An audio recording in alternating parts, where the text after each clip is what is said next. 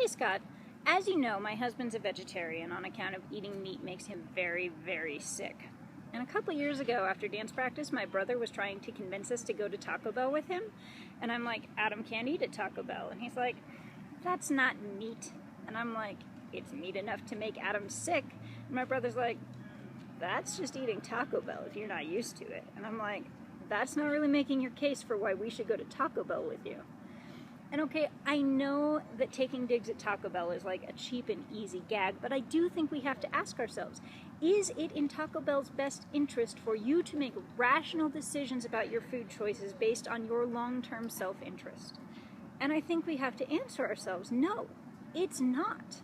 And I mean, I don't think Taco Bell is necessarily any worse than any other fast food restaurant, or really any restaurant. I know there was that whole thing a couple years ago about how some of their meat isn't entirely ground up animal muscle, but I shop at a restaurant supply store pretty regularly, and their ground beef has textured vegetable protein in it to fill it out. If you have eaten at a restaurant, there is a good chance you have eaten meat that is not actually meat, plus all the preservatives so they can ship it across the country, and the shitload of sodium that goes into all of that. If you were making decisions based on what your 20 years from now self is going to wish you had made that decision 20 years ago, you wouldn't be eating at any of those places. But is Taco Bell obliged to help you make that decision?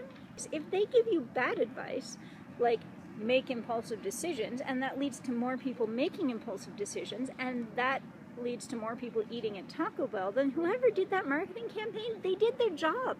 And they probably got a promotion, and they should have gotten a promotion from Taco Bell's point of view, because they accomplished the ends that the corporation was trying to achieve, which is to sell more bean burritos. I had a whole conversation with a friend on Facebook the other day about ethics. I mean, it's this huge, complicated question, and there's Kant and there's utilitarianism, and nobody has come up with any really good answers.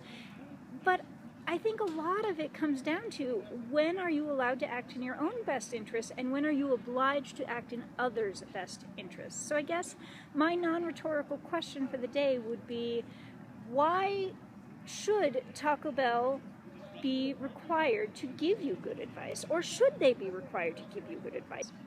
So is that unethical, and if so, on what basis, and how do we make those decisions? Those are my thoughts. Don't forget to be awesome, and I'll catch you later.